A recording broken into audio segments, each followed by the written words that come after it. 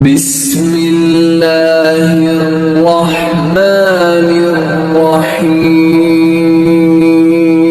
السلام علیکم پیارے دوستو، آج کا واقعہ ہے باغ اور غلام دونوں خرید کر باغ غلام کو دے دیا۔ ایک حبشی غلام باغ میں آرام کر رہا تھا کہ اس کی روٹی آ گئی۔ اس وقت حضرت عبداللہ بن جعفر رحمۃ اللہ علیہ اس کے پاس سے گزرے۔ انہوں نے دیکھا حبشی غلام کے سامنے ایک کتا بیٹھا ہے۔ غلام نے کام کرتے کرتے ایک روٹی اس کتے کے آگے ڈال دی۔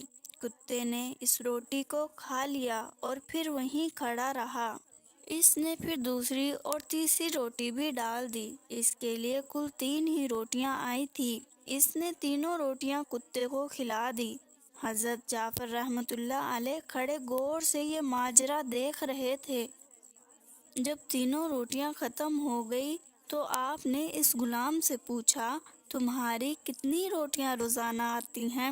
اس نے بتایا کہ 3 آیا کرتی ہیں۔ حضرت عبداللہ بن جعفر رحمۃ اللہ علیہ نے پوچھا، پھر تینوں کتے کو کیوں کھلا دی؟ غلام نے جواب دیا، حضرت یہاں جنگل میں کتے نہیں رہتے۔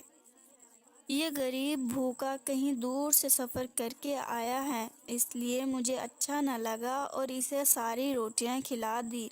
انہوں نے پوچھا، پھر تم آج کیا کھاؤ گے؟ یہ سن کر غلام نے کہا، 1 دن کا فاقہ کر لوں گا، یہ کوئی ایسی بڑی بات نہیں۔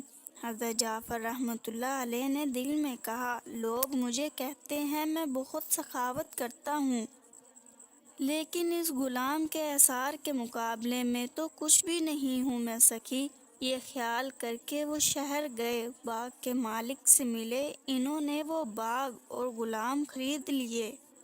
پھر غلام کے پاس پہنچے، اس سے کہا، میں نے یہ باغ خرید لیا ہے اور تمہیں بھی، میں تمہیں آزاد کرتا ہوں، یہ باغ میں تمہیں دیتا ہوں۔ یہ سن کر غلام نے کہا، چونکہ اب آپ کے دل میں میری عزت اور عقیدت سما گئی ہے، یہ میرے حق میں زہر ہے، اسی لیے میں آپ سے رخصت چاہتا ہوں۔ یہ کہا اور وہاں سے چل دیا۔